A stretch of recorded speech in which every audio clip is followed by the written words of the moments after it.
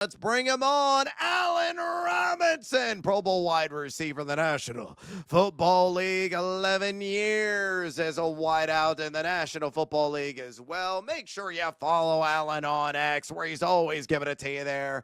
At Allen Robinson, again on X, at Allen Robinson. Allen, welcome to BetMGM Tonight. Straight away from me, my man, let's start off in Thursday night's opener between the Cowboys and Eagles. Should be really featuring a ton of high-flying wide receivers based on the matchup and what each brings to the table. Which wide receiver do you feel shines brightest in the opener? A.J. Brown, Devontae Smith, CeeDee Lamb, or George Pickens?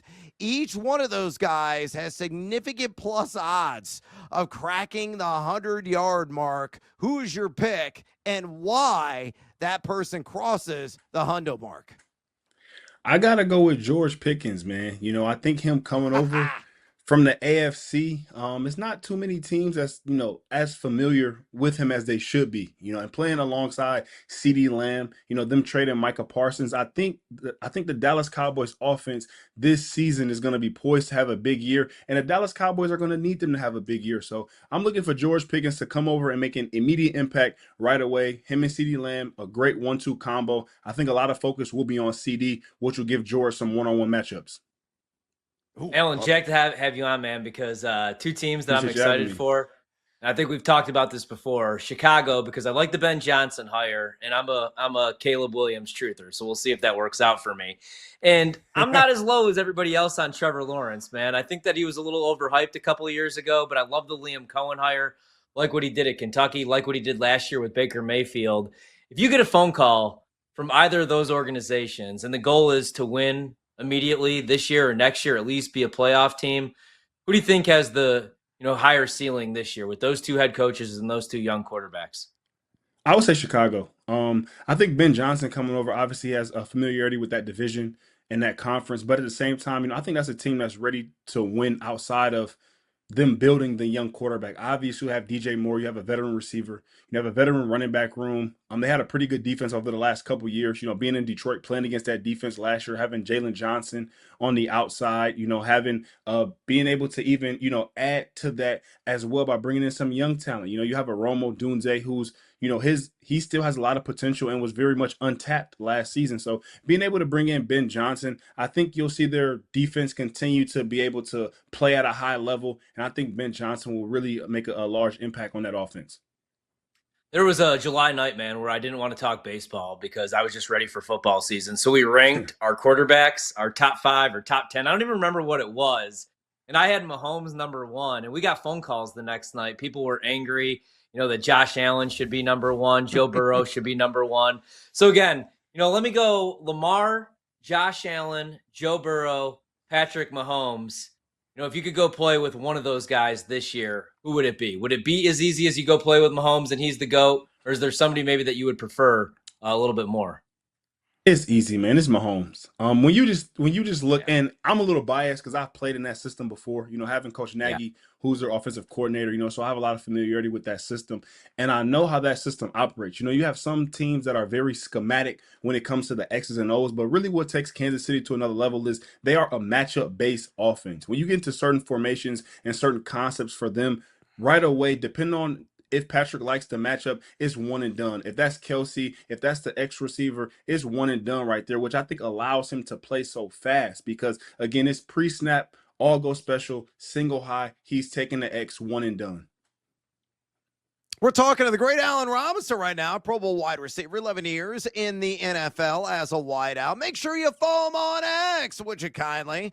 At Allen Robinson, again on X, at Allen Robinson. Allen, among this year's talented batch of rookie wide receivers, who do you feel makes the biggest statistical impact in his first year? Your options are Tedero McMillan of the Carolina Panthers, Emeka Buka of the Tampa Bay Buccaneers, Travis Hunter of the Jacksonville Jaguars, Matthew Golden of the Green Bay Packers, or maybe going to go off the grid with a wild card. So among the rookie wideouts this year, who really brings it from beginning to end?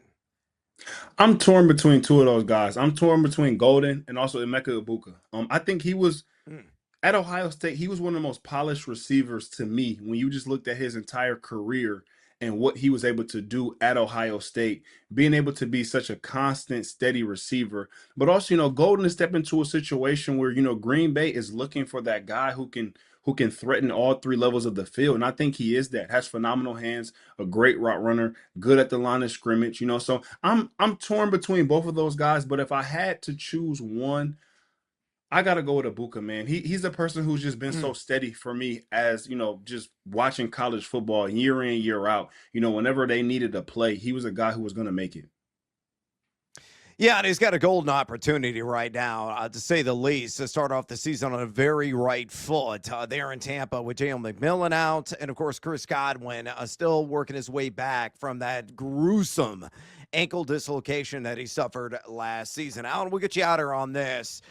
Before we let you go, rock our audience's world with your biggest and boldest prediction for the upcoming season, whether team or player related. So bring the noise, man. What do you got? Biggest and boldest prediction. I think the Dallas Cowboys are going to shock a lot of people this year. Granted, yeah, I know the division is going to be tough and it's a much improved division, but at the same time, again, I think it's been a lot of noise, around them that's obviously negative. They just traded away Micah Parsons and so on and so forth. But, I think you have a veteran quarterback who's poised, and I think you have players around him who are poised to be able to bounce back. We haven't saw Dallas quite be in the mix in some time, and I think I think this is the year that they can take a step forward. Obviously their division is strong, but I think that they're poised to have a much better year this year. I think that they should be on the lookout, when Dak Prescott has the weapons that he has. So, Alan, are you going to be taking the Dallas Cowboys plus 8.5 in the opener against the Eagles and all the pomp, circumstance, and celebration of the Super Bowl victory from last year? I think so. For whatever reason, I think sometimes Super Bowl teams tend to get off to a slow start.